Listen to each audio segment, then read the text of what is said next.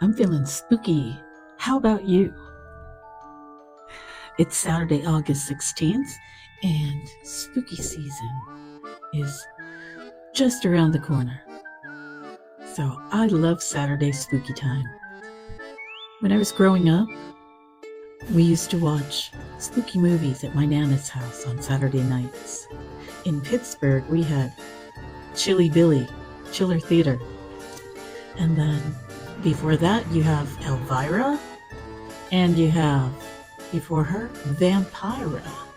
And that's another whole story. Anyways, I want to know what you like about spooky time. Do you like spooky movies? Do you like them all the time? I like them all the time. Some people just start getting in the mood now, though. So let me know. And here's a little short one for you. It's not super spooky, but little. So about 9 years ago, I moved to Mexico. And I moved close to the border so I could continue crossing. And the person who I lived with loved to get wood and light the fireplace every night.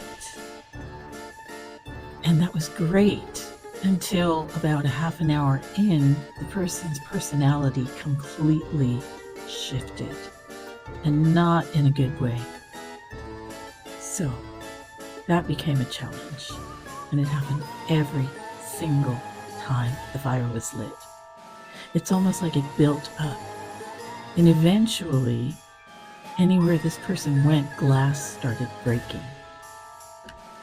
Glass windows, glass wine glasses, dishes. It's almost like the fire in the person had this effect on them. And the fire seemed to ignite something different in them. As you can imagine, that wasn't really comfortable for me. So I began thinking about how to get out of this situation. Although one night there was a really big storm. It was really windy, and we had to close all of the windows, all of the doors. We even had to put towels in front of the doors so that no water got in because the wind was blowing so much. So the fire was lit, and had a glass of wine, just one, maybe. And I said, "What's that on the wall over there?" And the house had a big stairway with a long white wall that you could see from the living room. So I went over to see what it was, and it was a little tiny frog. And I turned around and said, "Wow, there's a little frog here. How did it get in?" And I turned back around, and there were 4 frogs. And as you can imagine, the way the story is going, I turned around and said, "Wait, there's 4 frogs." And, on a white wall, you would think that I would have noticed that. Well, I turned back around the 3rd time, and there were 12 frogs. 12 little tiny frogs. Not sure what type of frog. I'll have to look it up and leave it in the comments.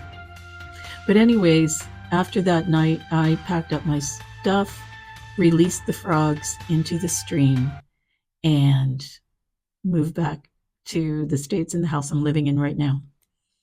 So anyways, I think that in this spooky story, there's a lot more going on, but I do think that the frogs were a good omen. What do you think? All right.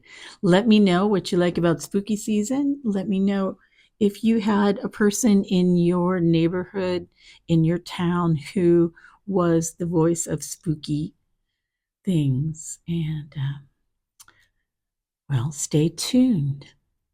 All right. Stay spooky.